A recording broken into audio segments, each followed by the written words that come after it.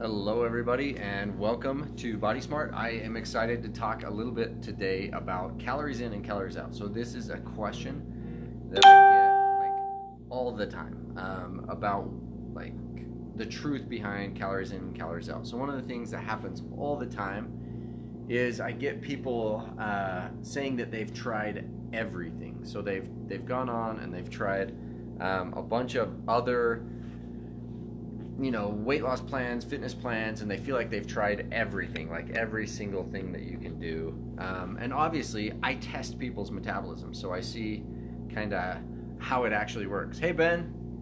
Looks like we've got Ben on. Thanks for joining.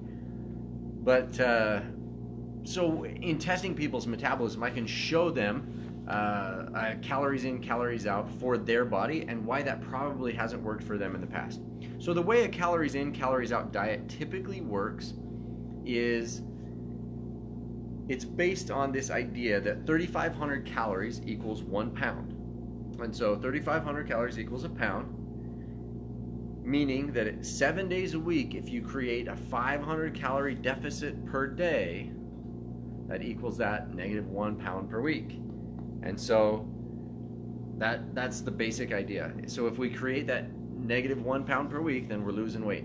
And so people go on and they do their 10,000, 12,000 steps or more, and their watch or fitness tracker tells them that they've burned 15,000 or 1,500 calories that day between their workout for an hour plus their active day, and they burn all these calories and they think, sweet, if I do this every day at 1,500 calories of burn a day, plus I'm shaving off, a few hundred calories from my diet. So I'm, it estimated that my resting metabolic rate for all women, it says, is at 1,200 calories, no matter what shape or size or whatever.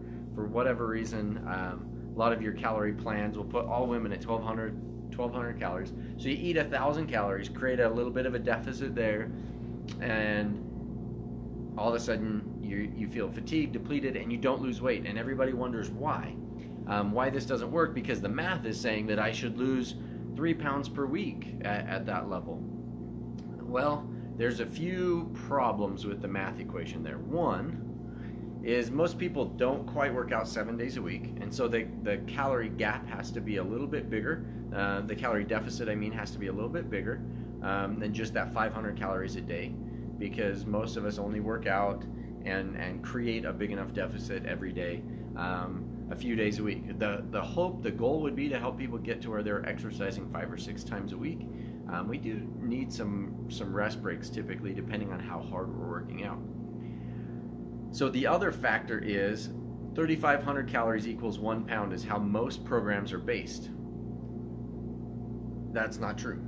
3,500 calories does not equal 1 pound of fat. 3,500 fat calories equals 1 pound of fat, but not all calories are created equal.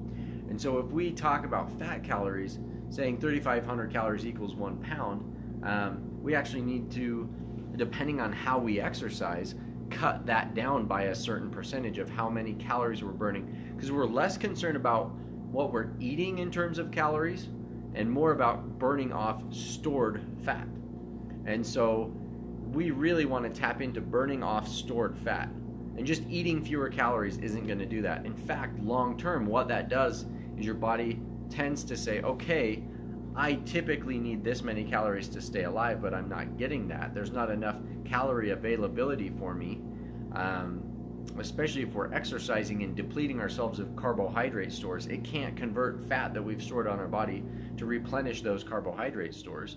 And so a lot of the time what winds up happening, A, is we feel really hungry, and B, our body starts saying, okay, I'm going to learn to live off of that 1,000 calories, and our metabolism slows down. So it stops repairing bone and tendon and ligament as quickly, and we wind up actually just putting on more weight if we go off of whatever diet that we're doing. Hey, Alex, I could tell that was you coming on because all the hearts and love. So thanks so much, Alex. Awesome to see you on. But so the idea is, if we can create a fat calorie deficit, that's the key. And so most of us, if we work out slow enough to where we're really in a good fat burn zone are only burning between 40 and 60% fat in kind of a moderate intensity level of exercise.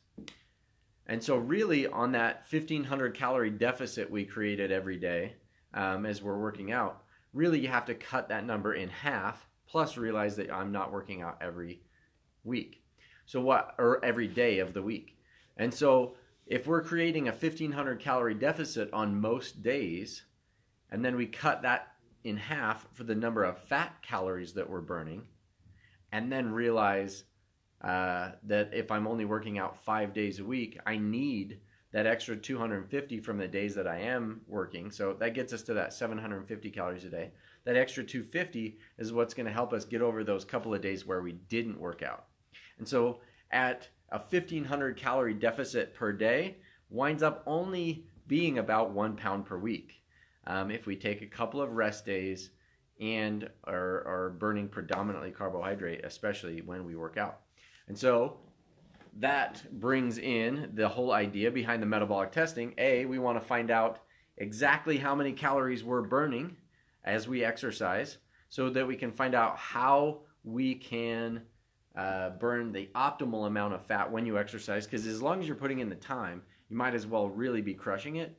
But also, we want to find out with the resting metabolic rate test how many calories we should be eating, so we're not underfeeding ourselves and then sabotaging our whole effort in the first place by underfeeding and slowing our metabolism down, so that the minute we slow down or stop the program that we're doing right now, it all blows up and we fall apart. What's up, Tanner?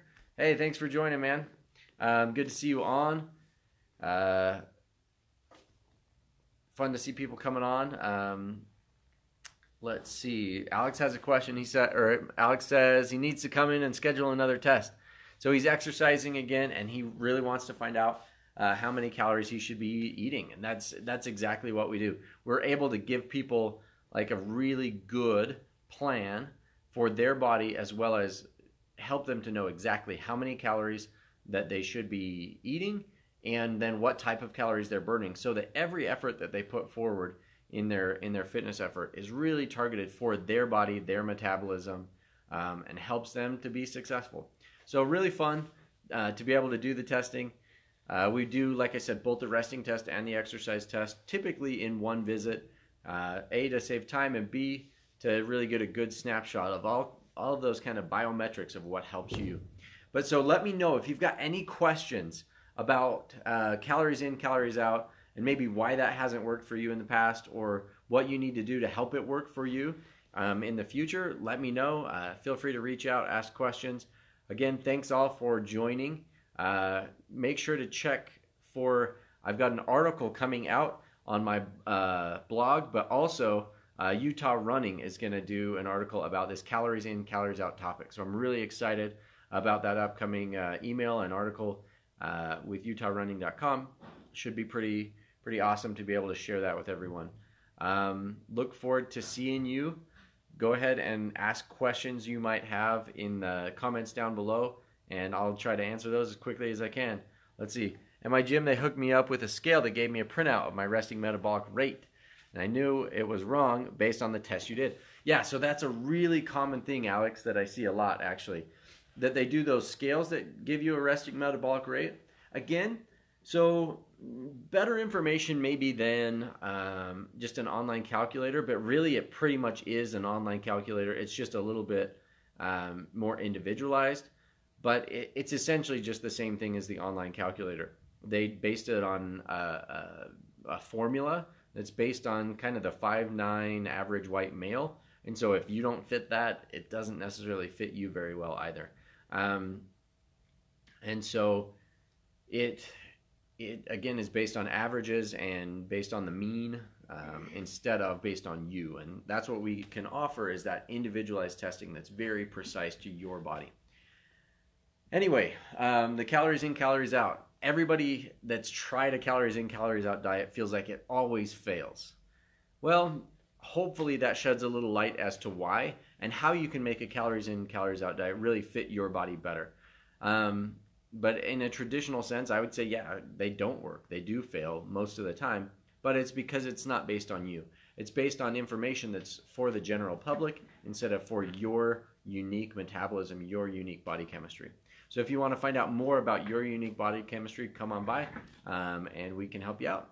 So definitely reach out to me through Facebook, Instagram, whatever you like to use, and shoot me a message and I can answer any questions you might have. Look forward to it. Thanks so much. Thanks for joining. Thanks for your questions, Alex, and good to see you on here. And we'll catch you the next time. Thanks.